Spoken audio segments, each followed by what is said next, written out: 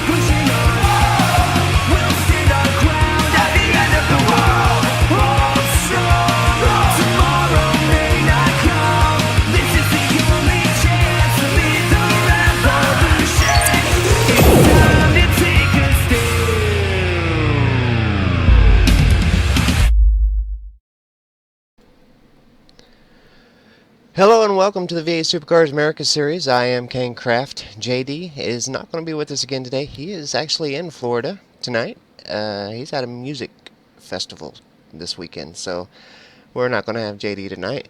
Might have me in just a minute. I wasn't aware there was an update tonight, so that's what iRacing is doing right this second. It's downloading that update, and it says I'm at 0 seconds, but it's still going, so we'll just wait on that and see how it goes. While we're waiting, let's see if I can find the points here and take a look at where the points are at this season.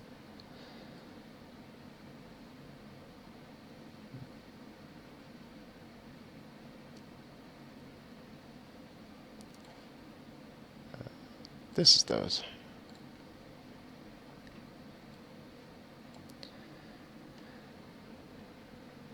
Alright, so on screen I got the points here. Riley McMullen is in the lead, with Michael Talijankic in second. Someday he's going to come in and tell me how to say his name. Tony Klusherman in third. Mitchell McLeod in fourth. Paul Gurrell with a great run last night, taking out that #1 spot. He is in fifth in the points. Jake Blackhall in sixth. He's been having a good season here in the America Series. Jason Hyde seventh. Ian Ford eighth. Falzan El Nabi in ninth. I haven't seen Falzan on the Friday show. I have a viewer asking if we do any figure 8 racing. No, would probably be pretty fun, but we just run the official tracks here in the series, and we have never done a V8 Supercar race on the figure 8s, but that might be a good, fun Week 13 event. Alright, so iRacing is done updating. Give it a refresh here, see if I can get into the spectate server so that we can watch this race.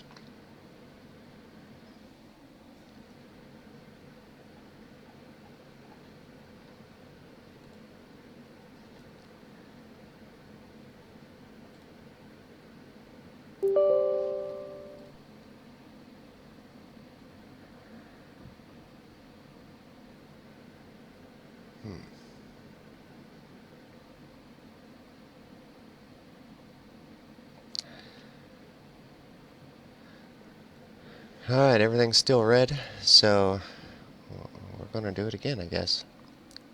1 minute, 55 seconds to go. Well, we got a couple minutes here. I do want to thank Marlon McMullen for the fantastic intro video. He did one a couple seasons for us, and it was pretty awesome, but this one, we've got our intro music back in, and I really dig it. He used a different part of the song than what we have used in the past, and just kind of livens it up a little bit.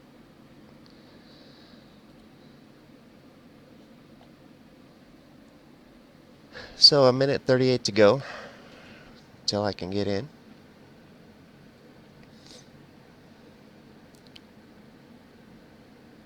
We're not going to be on iRacing Live today. I had some drama earlier in the week, didn't have any internet service and wasn't able to get the iRacing Live thing set up. But we are here live on V8's online. Whenever we do get live and get this thing going, once the race is over tonight, I will delete all this pre-race wasted airspace here.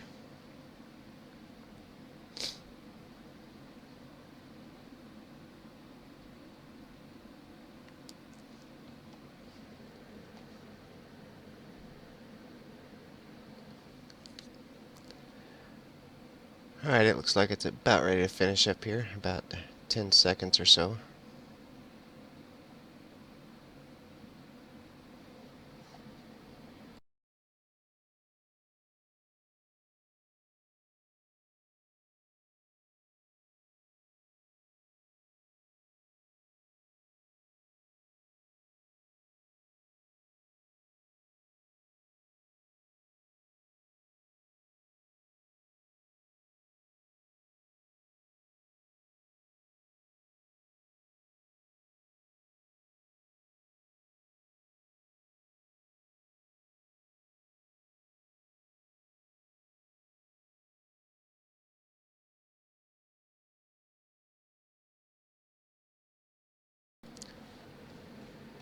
Alright, great news. I have green boxes, so we are going to get this thing live and see what's going on in the race.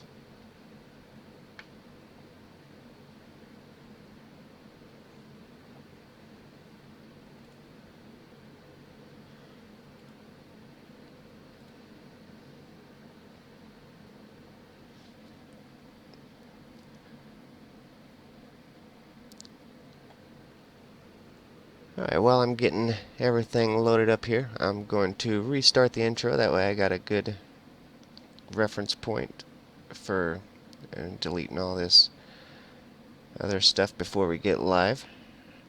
And I will see you guys back in about a minute.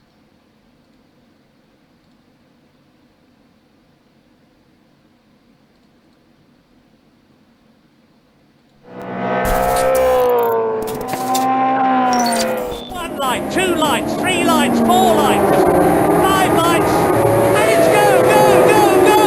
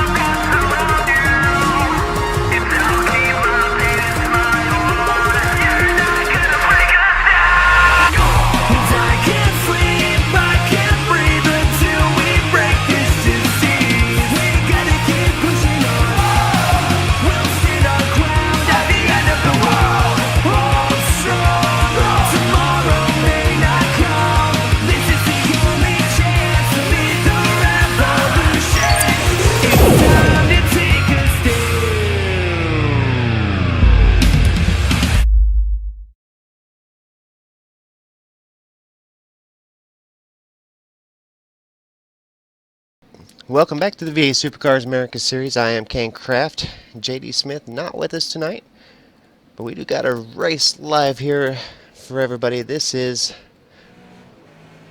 what do we got here? Round 4? 5? Round 5, I think. We're at Sebring this week. And let's run through how things started out here.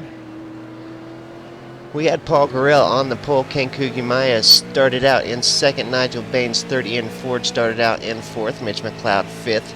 Daniel Acklin from sixth. Marlon McMullen from seventh.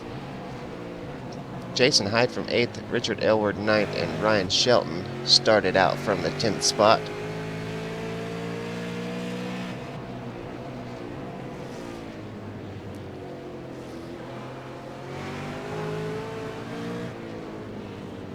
One really large split here tonight, and that is going to do a number on the points. See if I can get this camera to go to a better view. Alright, now we're getting everything set up here. Paul Gurrell is out in the number 1 spot. Mitch McLeod following behind in second. Marlon McMullen has made his way up into third. Richard Elwood, fourth. Jason Hyde back in fifth with Ryan Shelton. And a big battle there with Nigel Baines, looks like.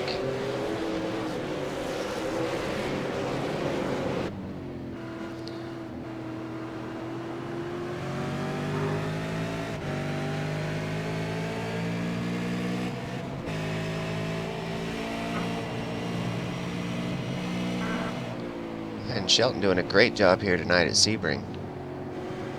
Up in the 6th spot.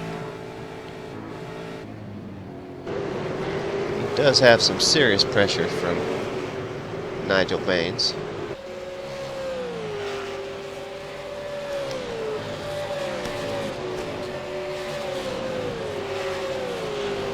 Michael Talianich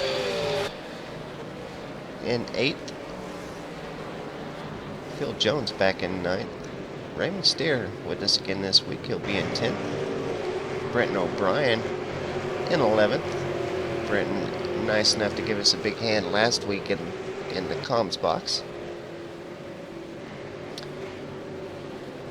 Chris D'Angelo back in 12th. Rory Windrum in 13th. Matthew Belton in 14th. Ken Kugimaya back in 15th, so something must have happened there in that first lap. Because we did, after all that, we did only miss the very first lap, but it was obviously a doozy as Ken Kugimaya back in 15th. Ian Ford in the pits. And Jace McCarthy pretty far off the field here. So definitely some first lap incidents.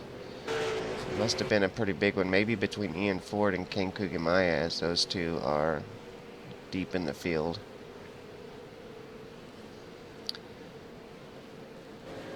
So let's go back up and check on the leader. And that is Paul Gurrell.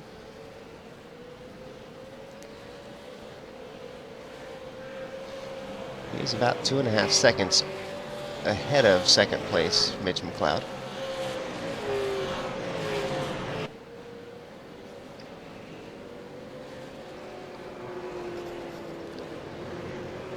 The last time we were at Sebring, we had some pretty big accidents, and the field really got split up. So I'm hoping these guys can stick together and have a really good race here today. This one is going to be a pit stop race.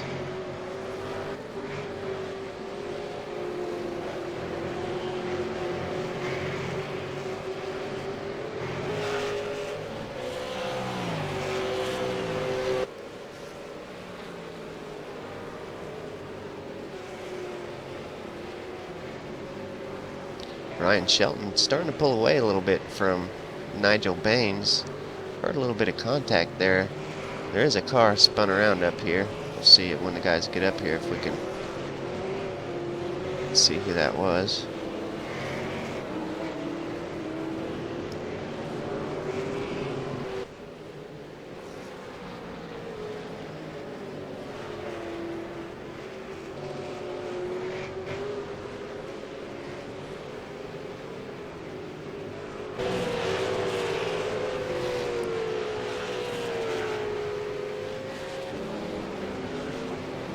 Closest battle on the track right now between Raymond Steer and Michael Talyankich.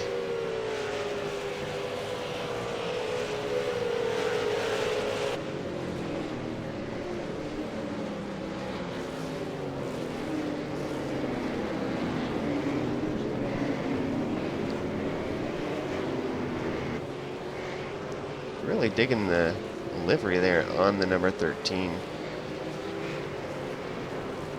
Secure a safe Ford.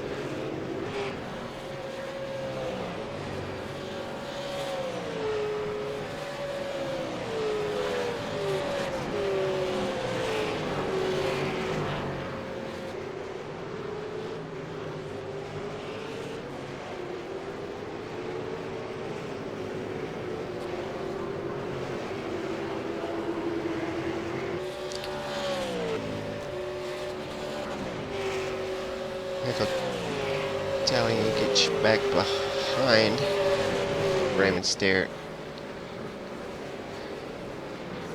Looks like he's starting to catch up just a little bit. He's taking that time down to less than half a second. We'll probably see a really good battle here for this 9th spot here before long. Another big battle as Kane Kugemaya coming up through the field. Kane is in that 13th spot. He'll be the car you see there that don't have the hood. Pretty damaged car. He's coming up on Chris D'Angelo.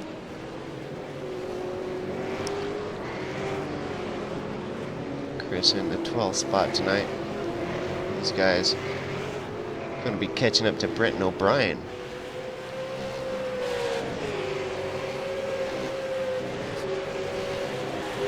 Brenton had mentioned a new livery for those guys coming soon, so I'm going to refresh these liveries and see.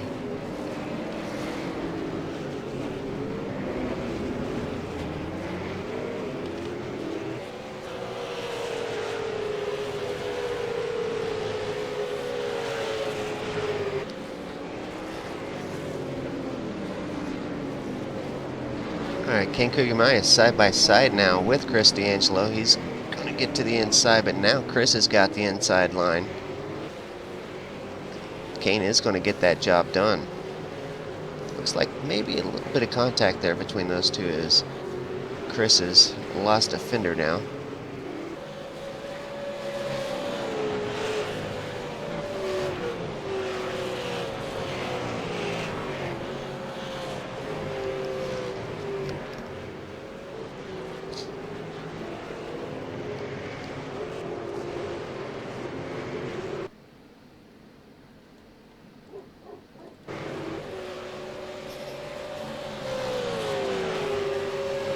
Kugemaya now coming up to Brenton O'Brien as he has got around Chris D'Angelo.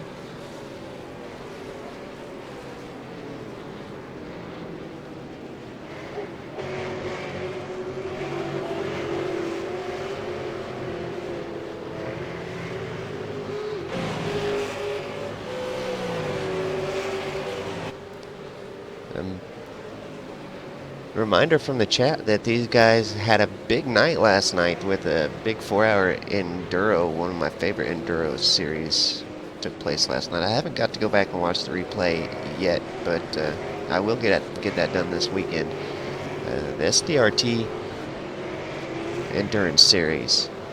These guys run every other week, and you can check the SDRT Facebook page for a link to that 4-hour endurance race that a lot of these guys participate in every other week.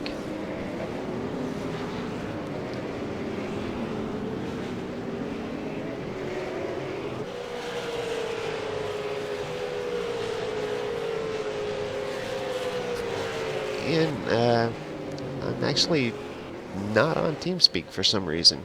Because I don't have JD, I didn't start up TeamSpeak, so let me do that real quick. My icon is actually hidden behind the desktop, so I guess I'll just click it, huh?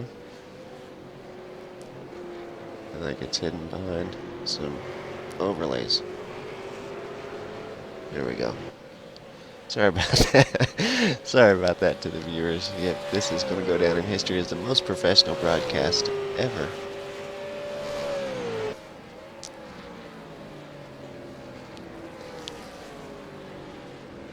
Alright, TeamSpeak is up. Yeah, guys, JD's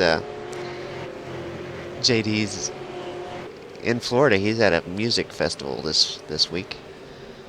So, another week without JD, but he will for sure be back next week.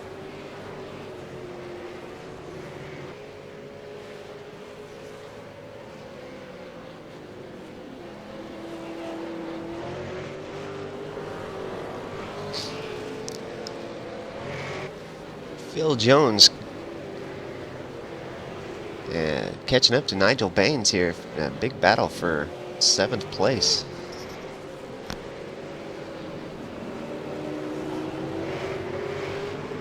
Nigel did manage to hold on to that 7th place spot, and now starting to pull away just a little bit from Phil Jones, but Phil definitely had a great run there just a second ago, and it looked like he was going to put the move on Nigel there for 7th spot.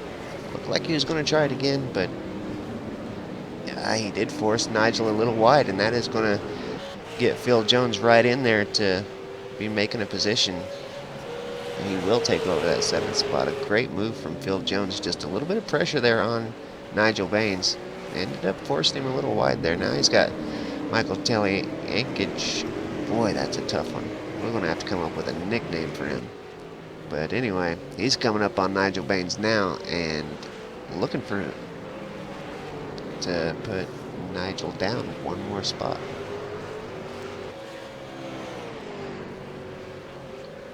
There he is, Mr. Ian Ford. Ian, welcome to the show. What happened? How come we see your car out down in pit lane right at the beginning? I didn't show up until lap 2, so I missed any of the first round incidents. It's all good. I've been watching the broadcast since about turn 3 on lap 1, so it was pretty crazy at the start. Everyone got their elbows out pretty well, and Nigel Baines and I believe it was Kane came together and pretty much just spun in front, like in the middle of the track, heading into that second left-hander there that leads onto that big right-hand sweeper. So it pretty much blocked the track, and everyone had to go their own ways. And I took the wrong option and pretty much went straight into the side of Kane's car, and then got T-boned myself. So it was quite exciting. I'll put up a video on Facebook later on because it was pretty exciting from my view. So it'll be good to see Kane and Nigel Baines try and charge back through the field and hopefully recover from the damage they've got. Yeah, Kane is doing exactly that. He has made his way around Nigel Baines now, working his way up through the field. However, Nigel starting to show his damage now, as he's really, the last couple laps, fallen 4 spots or so, fallen 3 spots in the last couple laps. So I think Nigel's damage might be a little more serious than what we thought it was a few laps ago. Yeah, certainly it'd all be on the left front side of Nigel's car, so it might be starting to take the tyres and absolutely making a nightmare turning right in that car. So hopefully he gets it sorted out in the pit stop and can charge home at the end. And you said that you T-boned Kane, so you'd think that would, cause some misshaping to the car, which would really make it a beast to be handling through all these turns. But Kane doing a great job working his way through the field. Yeah, I was pretty much the only car to hit him, so I hit him pretty much square in the side of the passenger's door there. So like I tried turning and going to the right of him, and he pretty much flicked it around like as he was spinning and ended up getting T-boned. So maybe it's missed all the vital parts of the car and it's only just door damage on his car, other than, the little bits and pieces that were already missing from hitting Nigel to start off with. Nigel's found some pace. here in the last half of this lap. He's caught back up to Michael Telyankic, and looked like he's going to put some good pressure on him there, but now Mick's starting to pull away just a little bit. It's one of those sort of tracks though, like you can have it set up for the concrete, you can have it set up for the asphalt, and you know there's a lot of bumps throughout the concrete section, so it's definitely easy to see who's got the car set up for what around this track.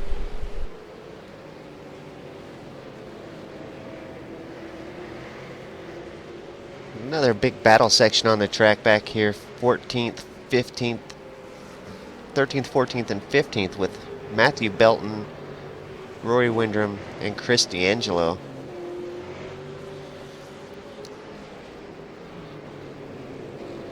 Thought Chris was going to go in there and try to get a move done on Rory, but he thought better of it. But we will probably see an attempt here in this lap from Chris. As I think Daniel Ackland's just pretty much parked it up in the middle of the concrete section, so he's probably gone to get lunch, and since he was involved in the first lap scuffle as well. Yeah, I think he just had to get his sandwich package unwrapped there, and now he's back on the way. That's some pretty significant damage there to Daniel on the front of the car there. His wheels pointing kind of goofy. He'd definitely have an ERA badge on it. Yeah, after I connected with Kane, he was pretty much the first person onto the scene, and he had nowhere to go once my car started shooting off in another direction. Sebring does seem to be the home of some pretty big wrecks throughout history here in the V8 Supercars Americas series that I can remember anyway. Several big wrecks here. Yeah, it definitely does. You've got to drive the car extremely on the limit to be fast around here, so it's just one of those things that's inevitable that it's going to happen. As Rory Windrum seems to be picking on Matthew Belton pretty well at the moment. Hopefully he gets a run down this back straight or onto the main straight. Yeah, those three look to be gaining on the number 16 of Brenton O'Brien up there as well, so we're going to probably have a 4-car train here before long.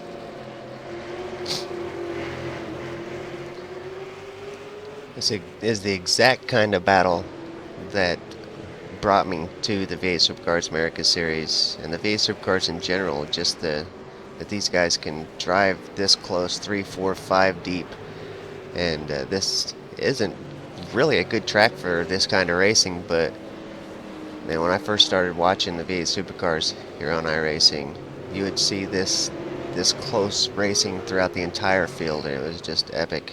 And you still do see it, depending on what track it is and who shows up to race that week. You can still see some great racing like this throughout the entire field.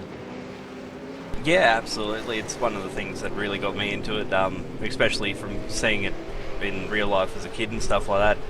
It's like there's nothing like cars being like, you know, a couple of feet away from each other, just hanging on for the absolute life of them. Like, you know, if these guys battle a bit, Brenton will be like 5 seconds up the road in no time. But like, as long as they stay single file and just keep on putting the pressure on, you never know when the person in front's going to make a mistake, and you can get an easy overtake. But then, you know, when they really have to put the car on the limit and make a move, they're definitely going to do it. And it's quite spectacular to see a car come out from, you know, 2 feet behind another car and then make an absolute move, as Rory just made a mistake there, and there you go, that would be Chris Angelo just moving up there.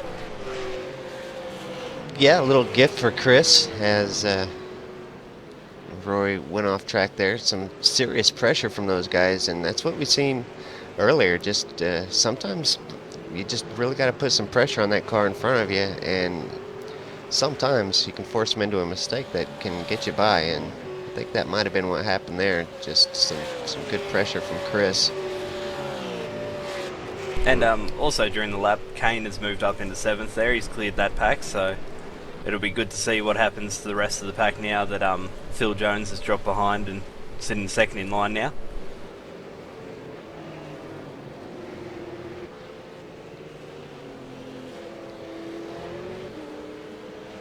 Yeah, Kane now just under 6 seconds away from Ryan Shelton up in 6th. this is a really long race here today, so there's definitely plenty of time for Kane to reel in those spots up there. Once he catches Ryan, Ryan's 10 seconds off the position ahead of him, but then everybody's reasonably close. So if Kane can reel in Jason Hyde up there in 5th, then he's definitely got a shot to get it back on the podium. And we have seen that several times with a driver that's gotten taken out early in the race, being able to just put their head down and race back through the field and get it back on the podium. And those are always some epic races to watch. Yeah, absolutely. Mick Talajanak just threw an absolute missile down the inside at the hairpin there, and that's opened up the door a little bit for Nigel Baines on field. So, hopefully Nigel gives a bit more aggression here and just slowly works his way through this group. Otherwise, he might be stuck there until after his pit stop and repairs a bit of damage. But that was a long way back for a dive, but he pulled it off nicely, and Phil saw it coming. So no contact, nice overtake. Yeah, I think Nigel's got settled down, got used to the car, the way it's handling. Maybe those laps where he lost 3 positions there, maybe something happened. He got a little flustered or something, and now he's starting to settle back down, because I'm definitely seeing a lot more pace out of him the last lap or two. So hopefully he's got everything under control, and we'll start to see him racing with these guys up ahead. Yeah, if there was anything wrong with the steering at all, it'd certainly be terrifying trying to push it over some of these bumps, because you're hard on the throttle as the car's bouncing around a lot as it is. So having any sort of steering angle issues would certainly be a worry through some of the faster corners. So maybe he just had to get used to that. Do you want to take a second to answer the question? Looks like who asked the question? Jason Quire asked why we weren't on the ticker this week. Why no iRacing Live? Well, this is kind of my fault. Earlier this week, they tore up my street, and when they did it, they disconnected the internet and everything. I didn't have internet for the first part of the week. Actually, from Wednesday until this morning, I didn't have internet, so I was unable to get everything set up for iRacing Live this week. But we will return to iRacing Live next Friday, or Saturday for the Australians.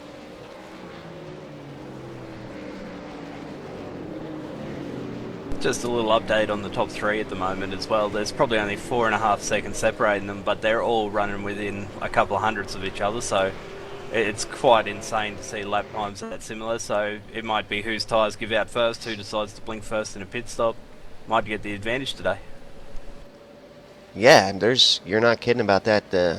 This being a pit stop race, these guys definitely first, second, and third spot within range of getting a pass done in pit lane. So definitely look for that. Look for someone to pull into the pit lane a little early.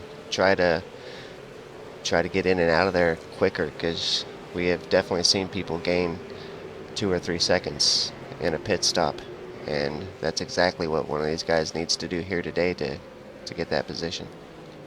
And once again, Mitch McLeod was the fastest this time by, but Marlon McMullen is literally like only a few hundredths behind, so no one's really gaining or losing in that group. And with the track being so hot today as it is, they're running about a second slower than they were early in the race, so you never know, one early pit stop could jump you decently into the battle for like second, or even for Mitch to get up into first. So it'll be good to see who jumps first, and if anyone decides to run long, like what sort of pace they can throw at the others towards the end of the race as well.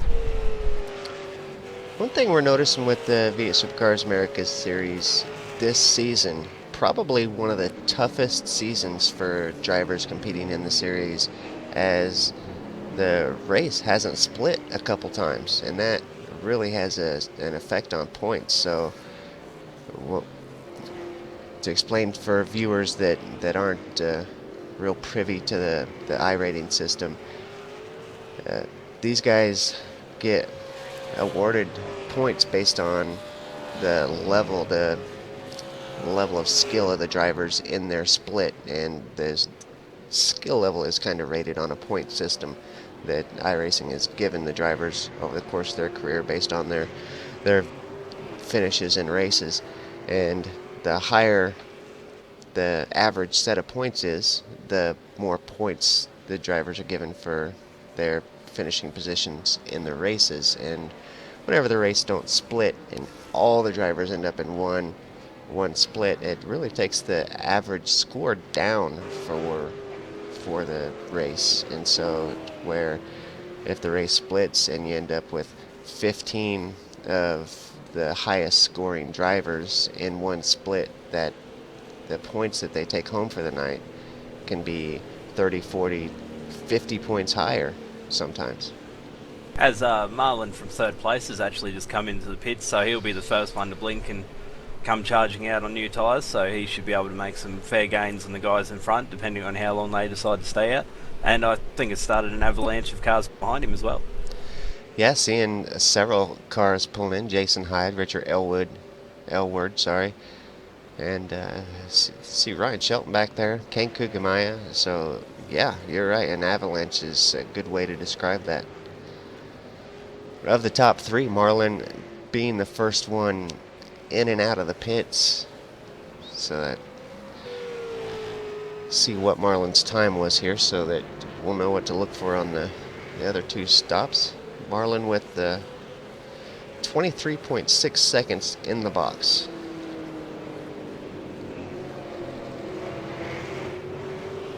So that'd roughly be about 50 litres of fuel, 4 tyres, so he'd be absolutely charging with a lighter car now and trying to make up the ground. A bit unfortunate that he's come out with a bit of traffic, but you know, with new tyres around here, he'd certainly be able to clear them nice and easy into the slower corners under braking.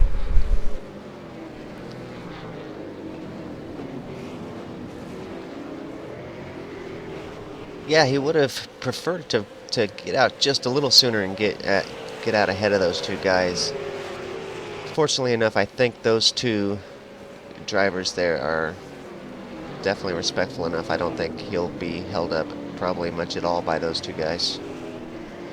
No, they worked it out quite easily, and he's just coming up to Daniel Ackland, who's on his lunch break at the moment, so that's quite easy for him. And I think it's going to be awfully close between him and Mitch McLeod, because Mitch McLeod looks like he's staying out another lap, I think. Oh no, he's in. Sorry. He and Paul chose to come in at the same time, so that will take the questions away from that one. We'll know here in just half a minute who's going to end up in the lead.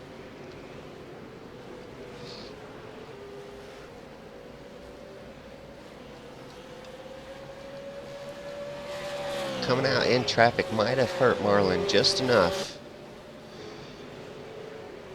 We'll keep an eye on these guys and see how it ends up.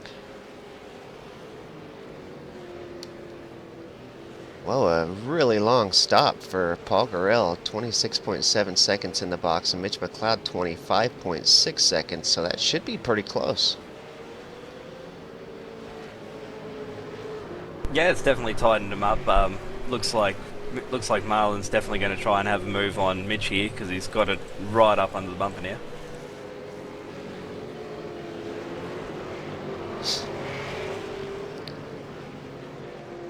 For Marlon to get out that much quicker, I'm a little concerned on his fuel. He gets it so close on the fuel numbers sometimes that to shave 2 seconds off like he's done, that he could be very close on fuel.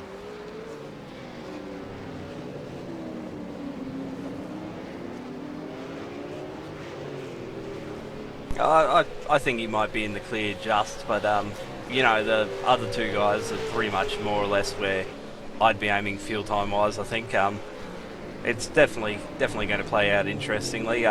Last night in the SDRT Enduro, we had to fuel save to make sure that we got an extra lap out of the car in the second last stint, but one of the other guys ran pretty much like about 3/4 of a second faster for the whole entire stint, and you know, he didn't need to fuel save at all from what I understand. So I think the fuel spread around here is you know, different according to what your driving style is around the track. So I think Marlon is a wise enough old head that he should be able to, you know, charge on home without having to do too much fuel saving, hopefully.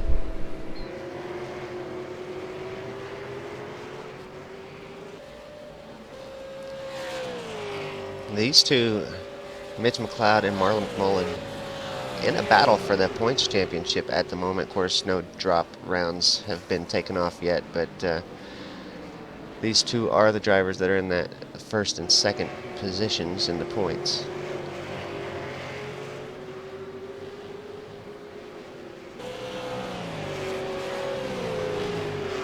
It's pretty amazing to see as well, like with the pit stops and everything taken into account. It's closed down the front three from about 4.5 second margin down to about a 1.7 second margin. So you never know. Marlon's still in a chance of winning this race, especially if the two boys in front have issues or anything like that. So it'll be good to see. Plus, Kane's still just chugging along back there and slowly closing on Ryan Shelton as well.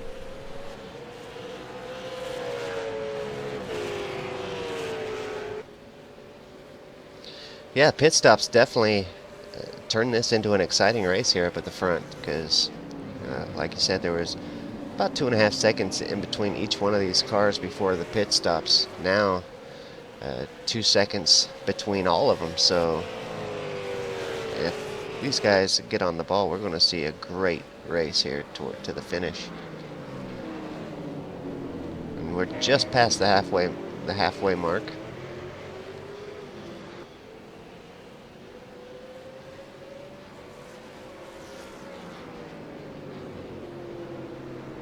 The battle for the top three is pretty much the closest battle at the moment. Everyone's still just cycling through their pit stops and getting themselves sorted out, and you can definitely see where people have had different stop times, and it's like just affected their battle a little bit. But you never know. Like once you're behind a person, you smell blood, and you start driving a bit harder to get there. It's like no doubt some of these battles will definitely close back up before the end of the race. But at the moment, it's definitely on for who makes the first mistake in the top three up here.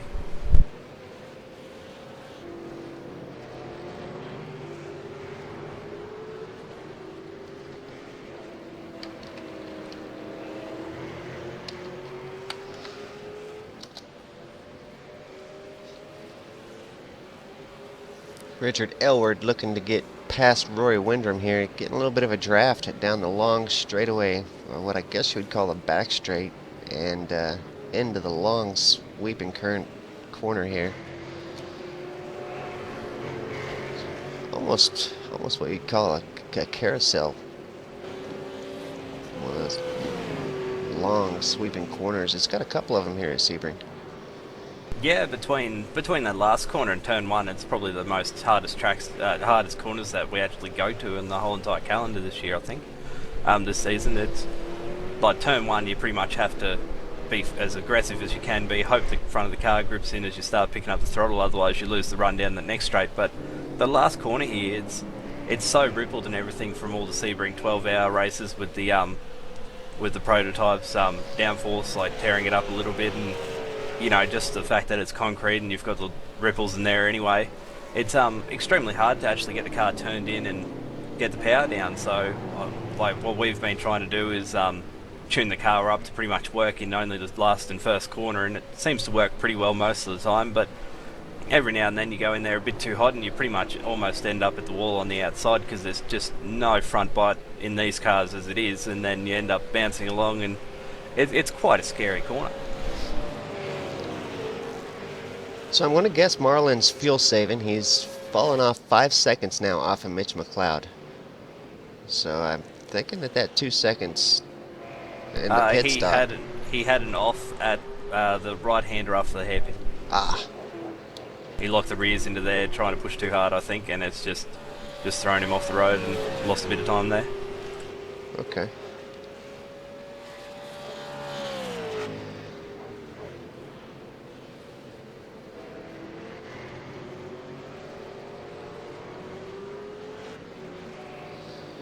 Kane has caught Ryan Shelton all over the bumper now of the number 12 machine. He's going to get a draft down this backstretch. I want to apologize if you can hear Luna outside barking. She apparently is a big Kane Kugemaya fan.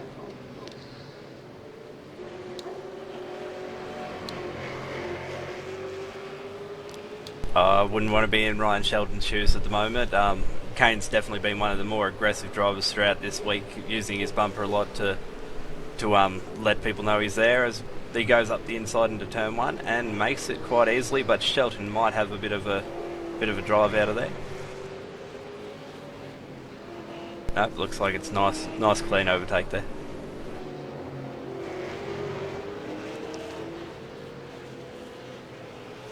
That first turn, a difficult turn to get just right.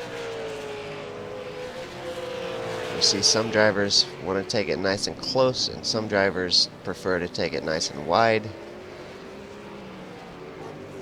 Yeah, there's so many bumps through there. It's got multiple lines that you can take, and all of them, you know, have different advantages. But the worst part as well on that turn 1, it's like on the exit, it actually changes back to the asphalt after the concrete, and it's literally like a jump out of there as well. So in most prototypes and stuff, you don't really recognise it, and in this car, it's literally like it'll step out just as you finally get out of the corner. So just as you're trying to straighten up and get on the full power, it just snaps out. So it's quite an experience, and to see people going side by side through there, it's like you have to have a lot of confidence in the other driver.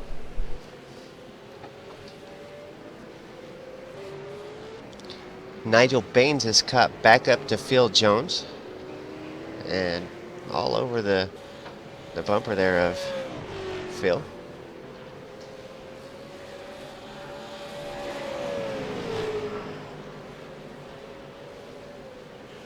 The front of Nigel's car looks a bit punched in, so maybe that might be a bit of a cause of his issues as well. Like, we'll have to watch down the main straight, down the back straight here, and see if he actually has the straight line speed to make a pass, because it's very hard to get a run into some of the slow corners around here because there's that many straights that lead into it. So there we go. Phil pulled a massive margin down the back straight there, so Nigel might have to be driving with everything he's got, trying to get close enough into some of the slow corners in the Weavy section, even though there are still straights there where Phil's going to make a bit of a margin over it.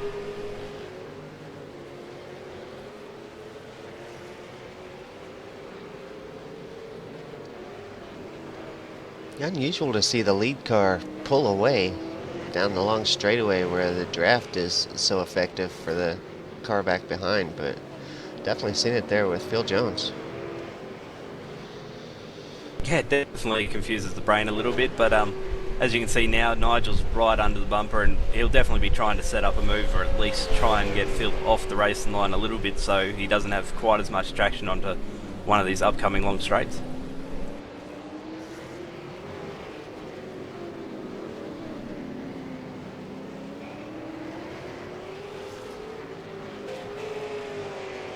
Because even then into the hairpin, he lost about 4 car lengths into it, so it's going to be an uphill battle for him. But you know, hopefully he has the tenacity just to not give up and hope that Phil makes a mistake, or you know, he just doesn't get on the throttle quite as well one time, and he might have a bit of a run on him. I think Phil's car's got more top end, so when they get on the straightaways, Phil can just pull away, but Nige just stays on it much harder through the turns and is able to reel it in through the slow sections of the track. But then when they get to the fast sections, Phil just pulls a pretty significant gap. Yeah, it's a bit like racing a V6 versus a V8 or something like that. He's going to have to throw it up there pretty aggressively, and then might have to defend pretty hard on the next straight. But it's going to be like he's going to have to choose pretty early in the lap to make the move to try and build a margin before he's back straight in the main straight, because look at the margin he just pulled on him then. Yeah, Nige did pretty good getting out of the last turn in order to not let Phil get too far out, but then he drove it in extra hard after the straightaway, so now he's really right there with him.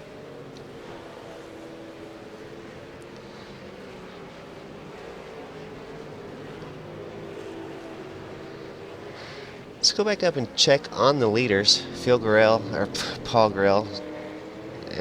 out in the #1 spot. He's got just under a second ahead of Mitch McLeod. Mitch has had that down to about 0.6 seconds a couple laps ago, but Paul really starting to kind of get things together and get that stretched out to about a second mark. Marlin has fallen off a little bit more. He's down to 7.5 seconds off Mitch McLeod. Okay, I might say that Marlon may have realised he couldn't make the jump in the pit stop, so he may be just chilling out now. He's made the mistake and just taken home the points, and that's pretty unfortunate for the sort of battle that we had coming out of the pit stops. But it's just one of those things. You can't really claw back 5 seconds, especially with the two boys up the front going hell for leather and punching down such good lap times.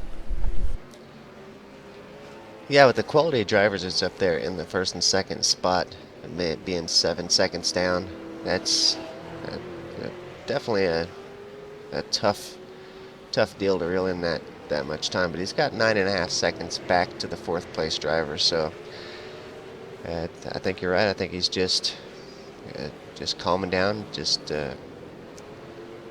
understands that he'll probably be finishing this race in the 3rd position, and he's just going to take it easy and bring it home in 3rd.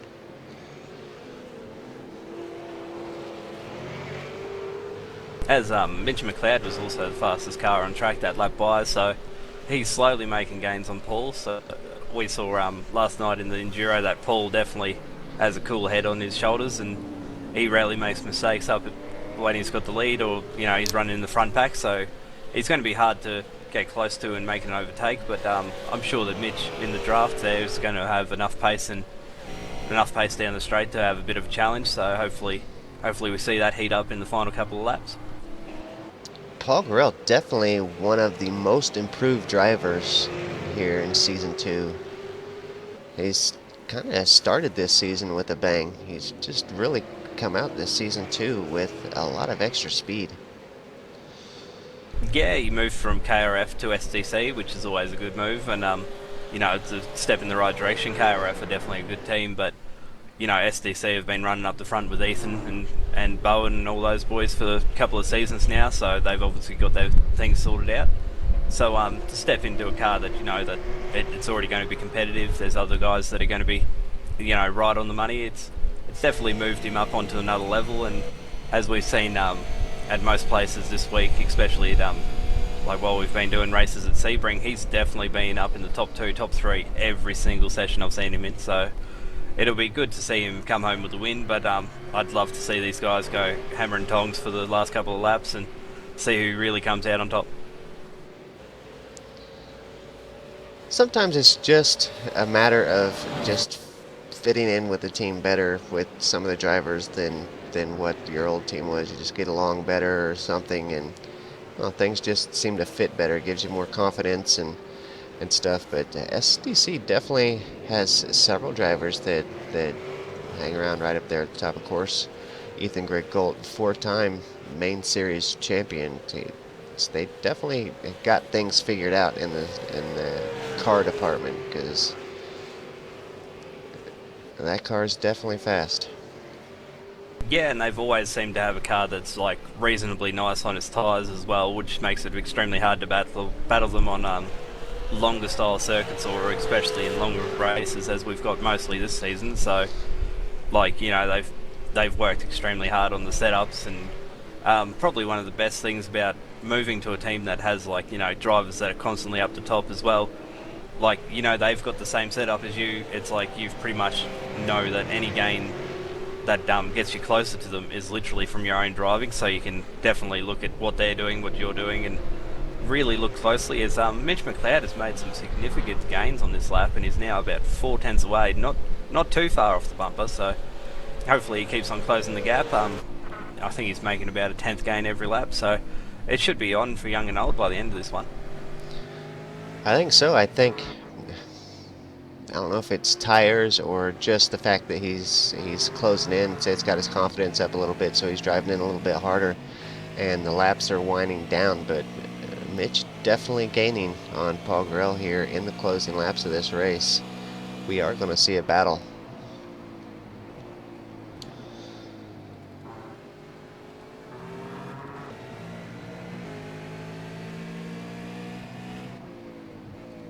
This battle with Nigel Baines and Phil Jones still going strong. Nigel figuring out how to run the slow parts of the track to keep up with Phil, as Phil's got a little bit faster car in the long straightaways. But Nigel just really sticking with him through the slower parts of the track.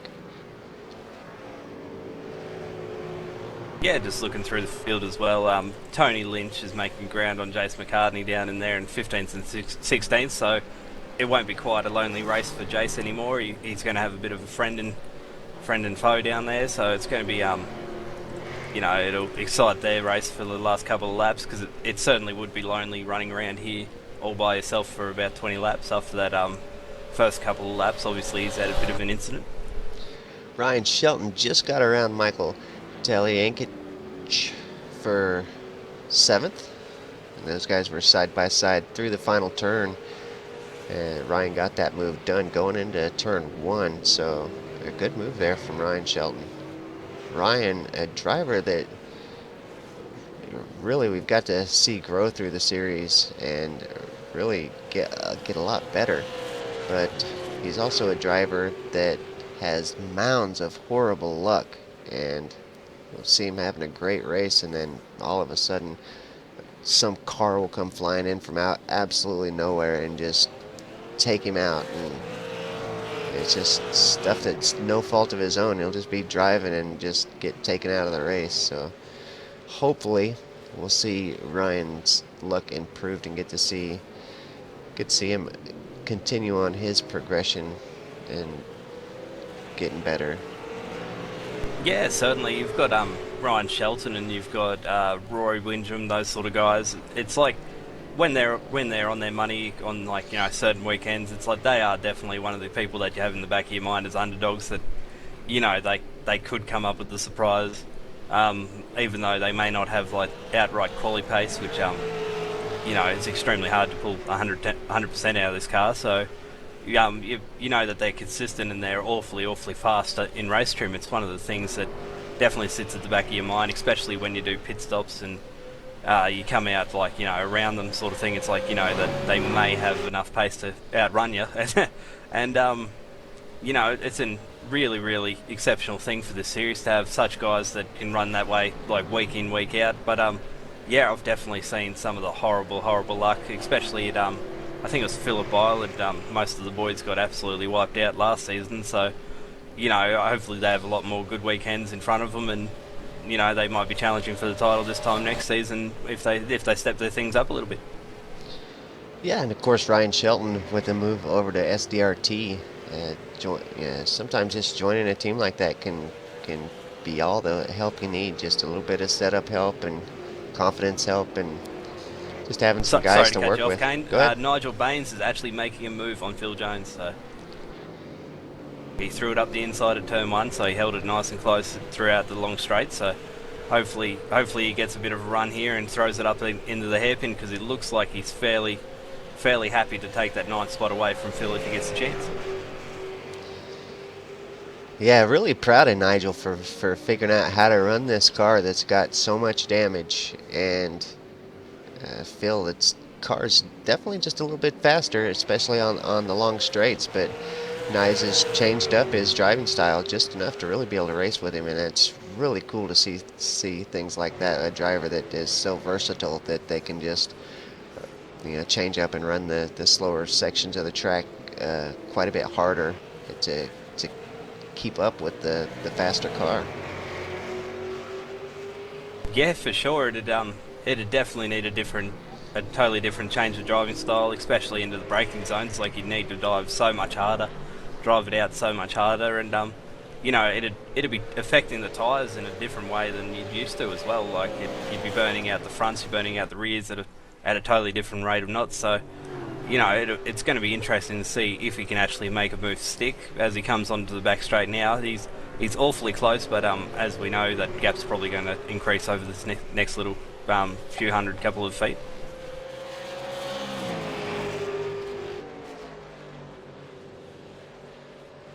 As Phil's being cheeky and giving him no draft at all.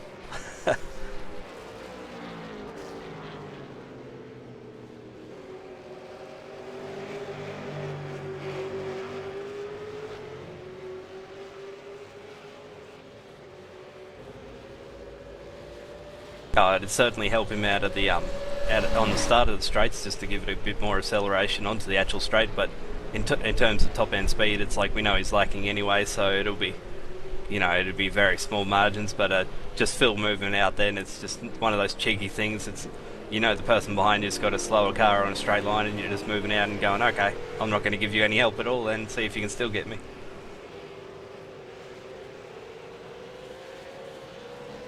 The margin for first also has come down to about 0.3 of a second. That definitely looks like Paul's starting to struggle with the rears on that car.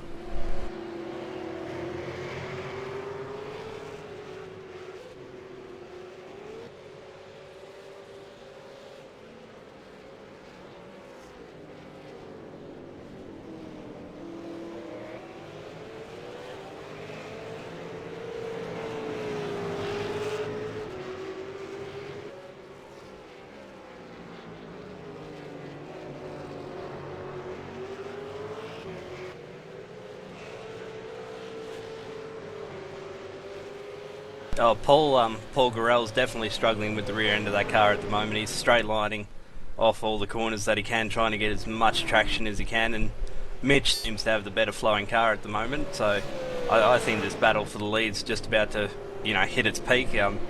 It's definitely going to be on for young and old. Paul's trying to keep it off the curbs, keep the car straight line, so it's going to be quite interesting to see what he can do in the end of this race.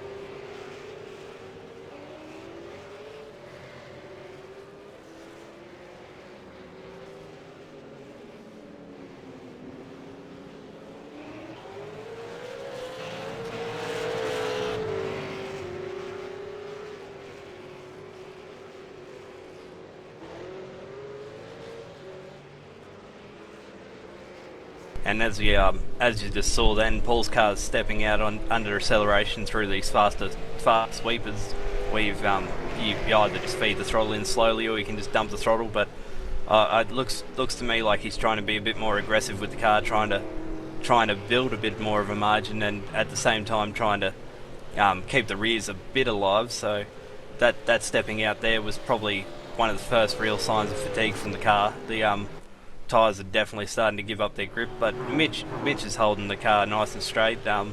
It's flowing nicely through the corners, so I think it's probably looked after its tyres a bit nicer. And to be in the draft as well, heading into these last couple of laps, is definitely going to be a bit of an advantage for the car in second place.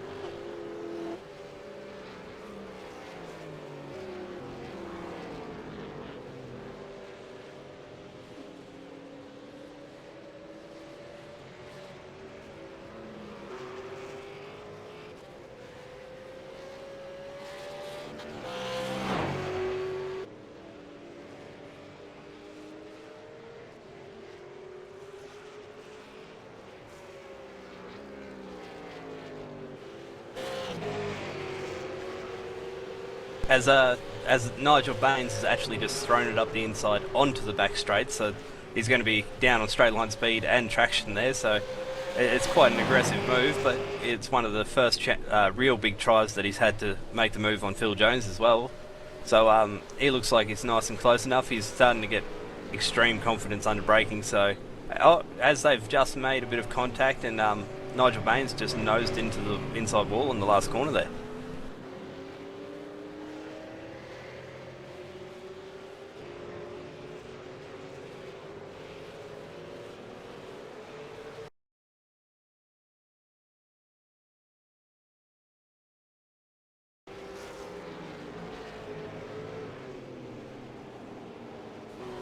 Looks like Mitch McLeod's going to make a move as well for the lead here. He's right on Gorell's bumper, like literally no margin for error at all for either of these drivers. Yeah, Mitch right on the bumper there. Sorry, I was replaying the Nigel Baines incident there, going into turn one. Or the final turn, rather. But Mitch has a perfect run here, should be able to make a move. And try and fill up the mirrors, go up the inside here. The inside line's definitely got the more grip, especially without all the bumps, so maybe Paul's just going to try and do an undercut here, but I think Mitch has this pulled off quite nicely.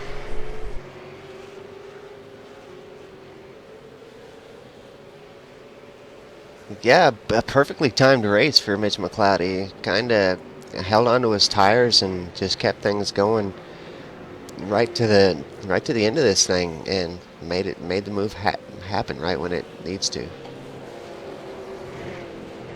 Yeah, absolutely. It's going to be quite exciting to see if Garrell has anything left in the tank to fire back up and charge back at him with. But from the looks of how Mitch's car handled onto the back straight, then and through the tighter sections, I think he's definitely in with a shot of being able to drive away with this one quite nicely. But at the same time, a few of the battles that were quite close early in the race have definitely closed up again.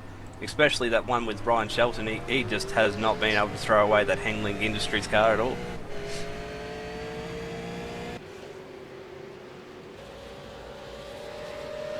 Yeah, Michael Talley-Yankich right there, still on the bumper of Ryan Shelton. Ryan doing a great job, though, to hold off Sorry, as the battle for lead swaps again. It does. Yep, absolutely just threw it back down the inside.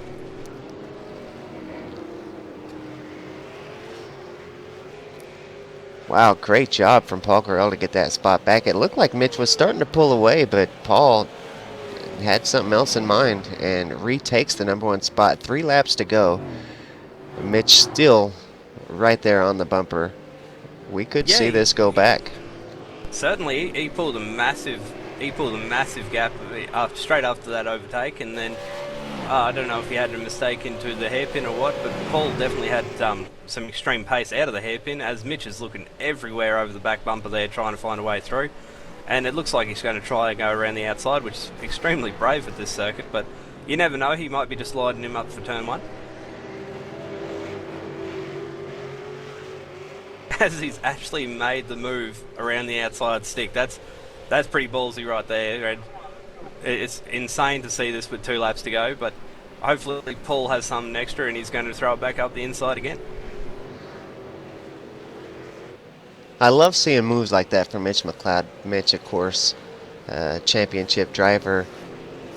Back in the day, a lot of people say that he was once a great driver, but I still see it in him a lot. He really is still a great driver, and it's great to see those little moments of fantasticness come out and really see him have a good race like that. Paul Garrell now side by side, and Paul's going to take it right back with 2 laps to go.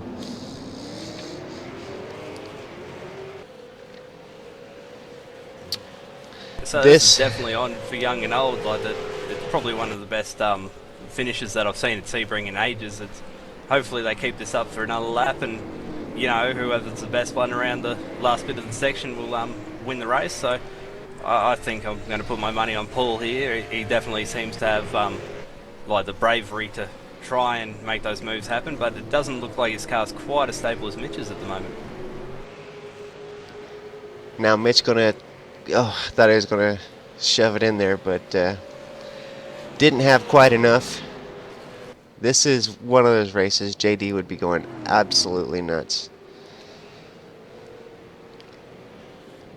He'll be kicking himself for missing this one, especially since it's it stayed so calm for so long. As Mitch made a huge slide off the curb there and off the dirt, JD misses out on one of probably the best races that we've had this season so far. So it's going to be quite amazing to see Mitch try and close up this gap. It's probably about 0.6 of a second right now between first and second, but I think he has the capabilities to do it in the car underneath him, so Paul's definitely going to have to be on the defensive side to hold this one off.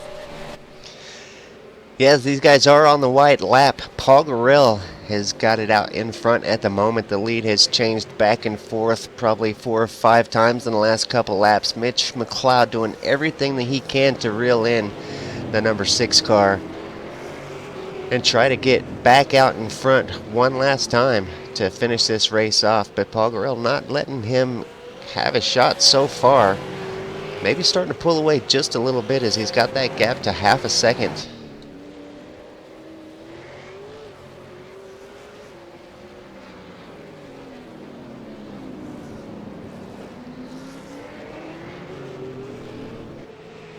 About halfway through the lap now. Paul Gorell still in that number one spot.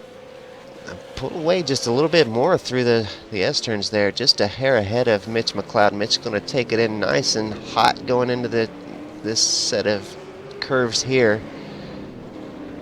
Yeah, Paul's definitely showing what he has left in the car, and it's maybe just a bit too much for Mitch to keep up with.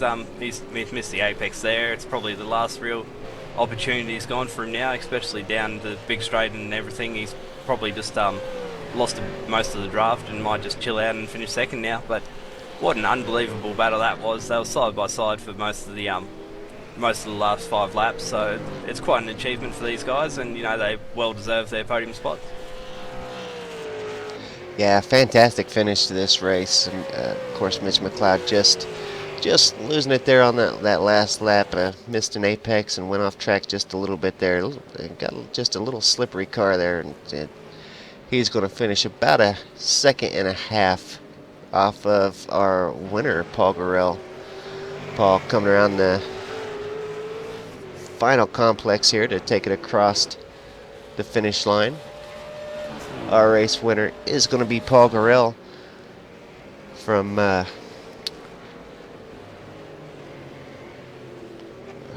SDC Motorsports. There, yeah. I've got his team name wrong on the overlay. It's saying Redback Racing. I'm like, I know that is not right, but I just couldn't think of SDC to save my life. But yeah, great race, great win over Mitch McLeod there in second place. Mitch just pulling up next to Paul to show him a little bit of respect there for a race well won from Paul Gorell. A hard-fought battle for sure. Marlon McMullen does come across in third. Jason Hyde in fourth. Richard Elward in fifth. Ken Kugamaya, he's going to bring it home in sixth, with Ryan Shelton finishing seventh. That's a great achievement there from Kane as well.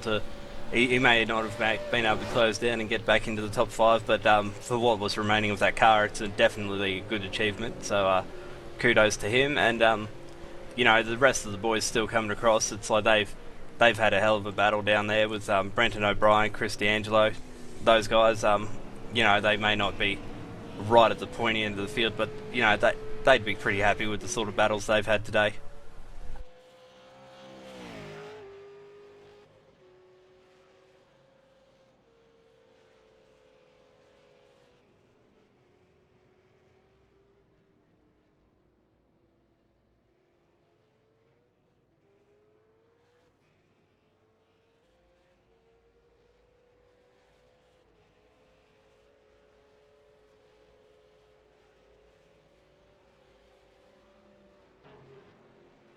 I've been muted for the last 2 minutes, but do want to thank all the viewers for coming out today and watching the race. Congratulations to Paul Gorell on a great win.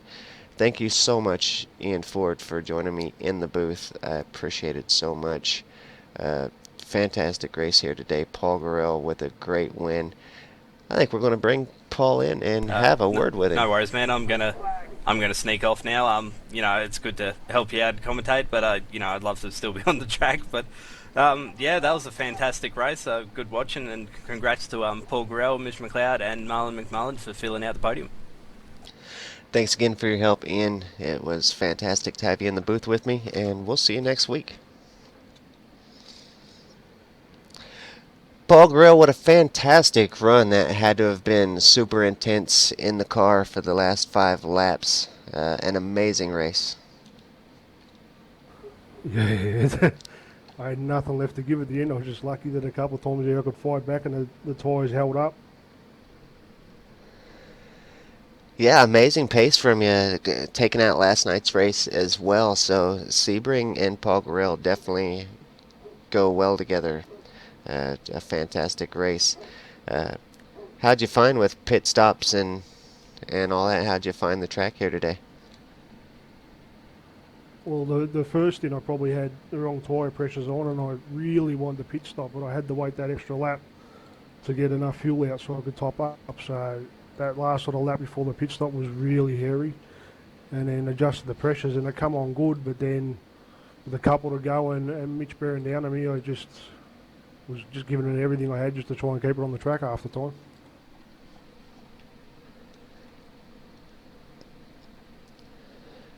Well, Paul, a fantastic race. It's really awesome to see the improvement that you've made over the last season or so. Seeing you up at the front of this field, really having some fantastic pace. I love it. I love watching drivers make that improvement as they get faster and faster, and once they get up there competing for race wins, it's uh, enjoyable to watch, and I love watching every week, seeing you up there fighting for these great positions. So congratulations on not just a race win, but just the the pace that you've found this season, and just getting up there into that level where you're competing with some of the best drivers in the V8 Supercar. Yeah, that's all thanks to the boys at SDC and KSW Painting for taking me on and giving me a chance. Well, thanks for joining us, Paul, for the post-race interview. Again, good to see you up there in victory lane, and can't wait to see what next week brings. What do you got? Mate, that'll be good. What do you got for next week? I don't know yet. I'm not a big fan of Villeneuve, so we'll see how we go. Yeah, Montreal, definitely a tough track, but it suits the car pretty good, so we usually see some great battles there at Montreal. So, can't wait. We'll see you next week. Yeah, mate, thanks. I'll see you next week.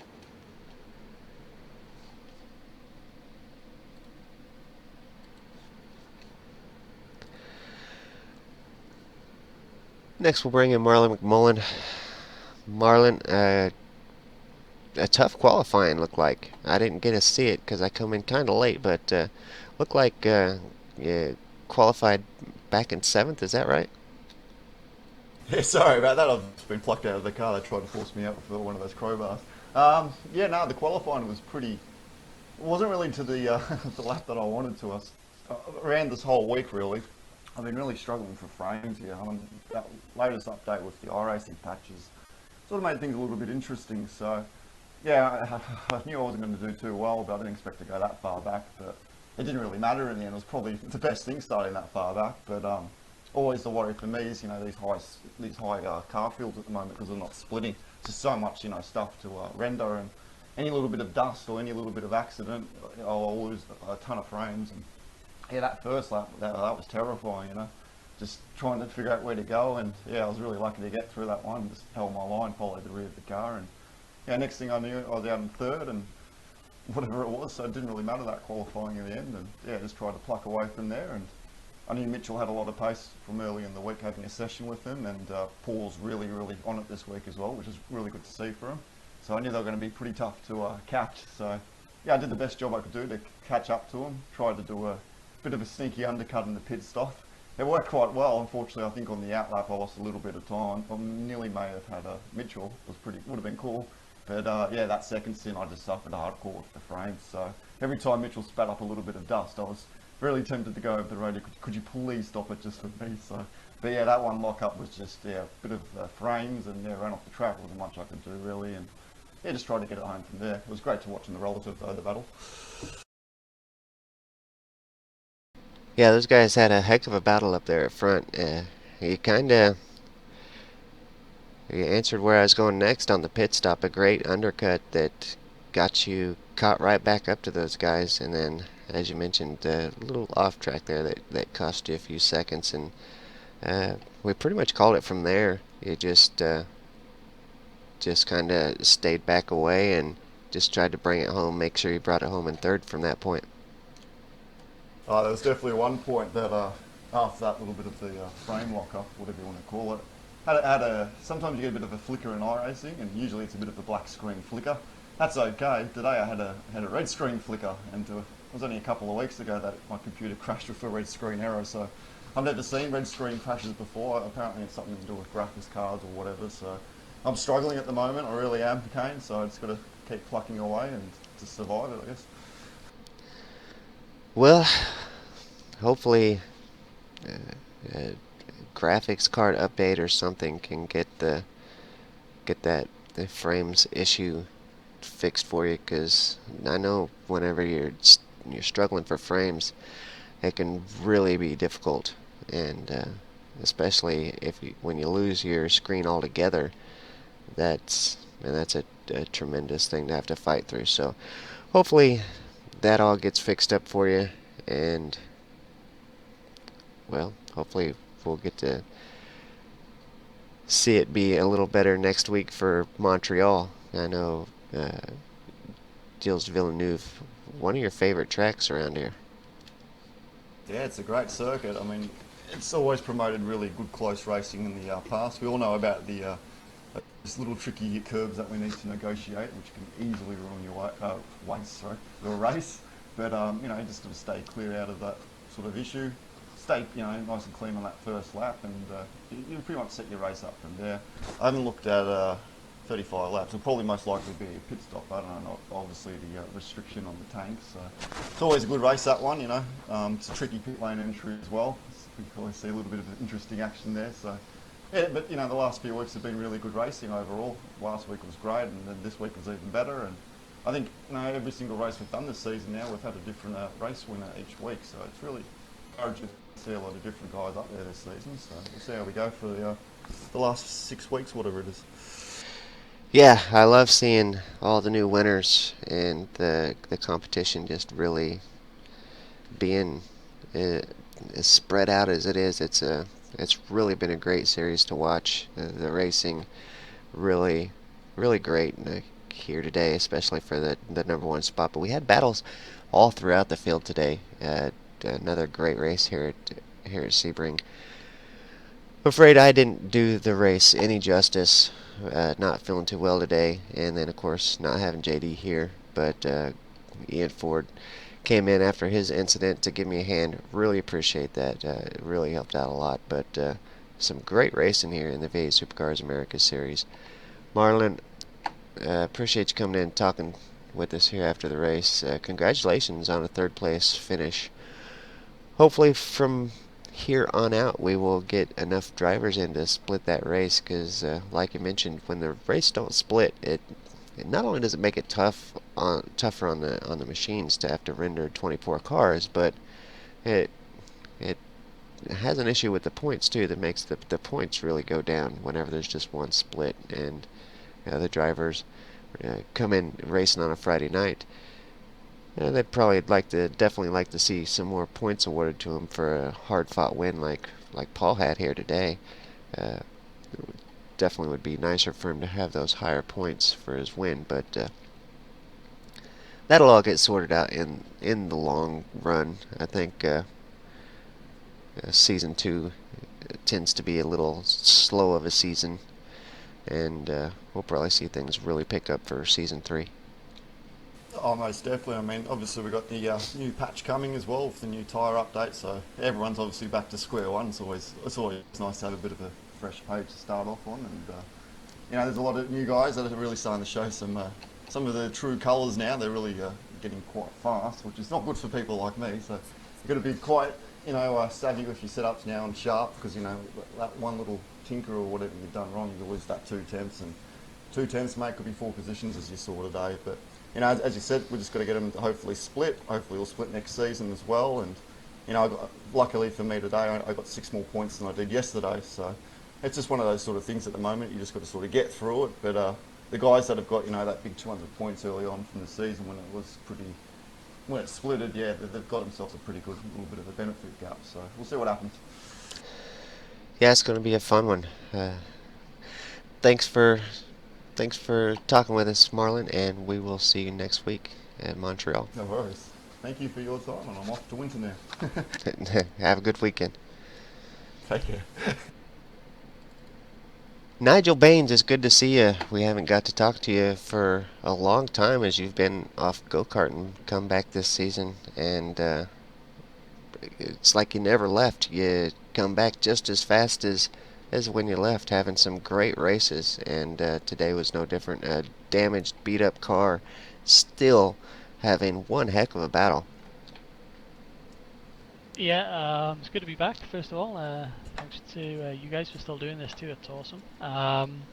Yeah, we had both myself and Paul with SDC, we had a really good car this week. The set seems to be working really well, and I mean from qualifying too, just to be able to jump in and for us to both quali like we did was awesome. And then felt good for the race. But I'll hold my hands up there. I just rookie mistake. It feels like being out the saddle for a while, but I just got a little loose and managed to tag Kane, and that kind of sparked off a bit of a log jam there. And yeah, we took some pretty big damage, which really killed our top speed. Otherwise, the car drove okay; it wasn't too bad. But the top speed was kind of painful. People just driving by and driving away from me down the straight. So yeah, tough. But maybe next week will be a little better. I'll keep it a little cleaner, hopefully. It was really cool to watch you figure it out though, and figure out where you were losing speed and where you had more speed. And so watching you figure that out and then really start running it in through the turns and starting to keep up with those guys because you had the pace on them through the slow part of the track. It was really cool to watch. Yeah, I mean, both me and Phil, we had a pretty good battle up until the pit stop there, and then we kind of resumed that right after the pit stop. And I knew he was a bit quicker with the fresh tires, but he seemed to have his tires seemed to fall off, so I was kind of happy to sit there for about 8 or 10 laps or so. And then I started to get a bit antsy. I was like, I got to try and make a pass, but it's always difficult when you're half a second back at each braking zone. So we had a couple of looks at the just before we crossed the start finish there, and unfortunately I just put my nose in a bit too far on the one time when we touched, and I thought that was it, but was able to claw back to him, and I think his tires were completely shot by the end. So he made a few little mistakes and just gave me enough to get my nose ahead, and was able to hold on. So it was a good battle in the end. A really fun race. I would have rather it was for third or something, but we'll still take that. It's always good fun. So we were focusing on the hard-fought battle up front after we did get to see the little incident there at the end, but you managed to get back up to Paul and then get around him by the finish of the race. Yeah, I think with the mistake was about I think 3 to go, and he gave him about a 2.5 second gap, I think, and yeah, just kept plugging away. I was able to run some clean laps, and he made a few mistakes up ahead. I could see that. I think he was still pushing, and yeah, I got back there, passed him I think just before the last lap, and then held on for the last lap for dear life. So yeah, it was an interesting one for sure. But great battle up front, and great job by Paul again. I mean, he had a great race last night, but this one was a little closer. Looks like Mitch and him had a really good battle there. So well done to Paul, and good run for Mitch and Marlon. Wow, congratulations. I didn't even and know that you had managed to catch back up. I thought, like you, that it was over at that point and went back up to the front to watch the race there. And wow, that's good to know that they caught back up. We'll have to go back and take a look at that one whenever I get off here, because that sounds like a really awesome deal. Well, are you going to be with us next week for Montreal? Yeah, should be here for Montreal. I'll miss the following week. I'm away, but yeah, we'll try, and hopefully, I think I've run four of the events this season so far, and I've managed to have damage in every one. So at some point, that's got to break, and I can get the car home clean. So maybe it'll be Montreal next week. We can do that. Yeah, hopefully so. The speed is definitely not an issue for you. You definitely got the speed to get the job done here, but just a little bit of bad luck that you got to get shaken off, and I think we're going to see you right up there up front.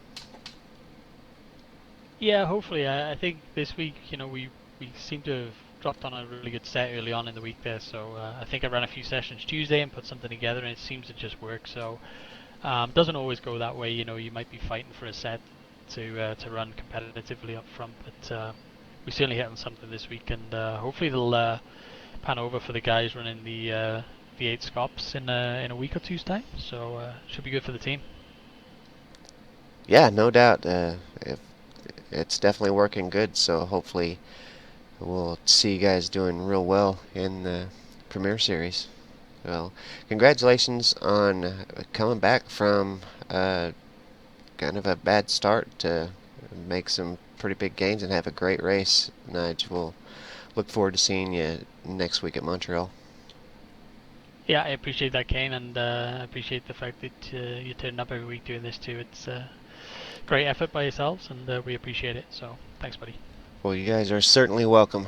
I love watching these V8 Supercars, and I don't know. I was telling somebody earlier today about it, and that it just been doing it so long and enjoy it so much. It's almost like whenever, I don't know. It's almost like coming to watch your family race or something. It's just it's fun for me to watch each and every person on the track. Just kind of get to know them throughout the last couple years, and to watch all these guys get better, and just the racing each week. It's like a lot like going to your local track each week, and you just watching the races. You get to know all the drivers, and it's with the interviewing after the races and everything, you really get to know the drivers, and it's a lot of fun. I really enjoy it. Yeah, that's awesome, and they're not a bad bunch of guys, eh? No, it's a bunch of great guys, and a bunch of great drivers as well. Awesome. Thanks for your time, Kane. You're very welcome. We'll see you next week at Montreal.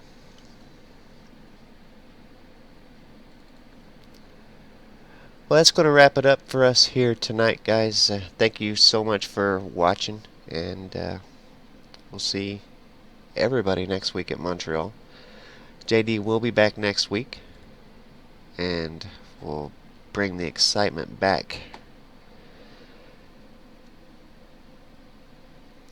Don't forget, you can also watch us on Wednesday night as we broadcast the NASCAR iRacing Series every Wednesday night at 8 o'clock p.m. Central Time here in America, 9 o'clock Eastern.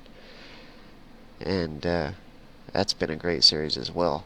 So if you're interested in NASCAR, Wednesday nights is a great show to watch. We are on iRacing Live on Wednesday nights, so the little yellow banner at the top of the screen should be up letting you know that the race is live. You just click that, go to iRacing Live, and you can watch there. Or, of course, you can watch here on V8's Online, here on YouTube. So thanks, everybody, for watching. We will see you guys next week.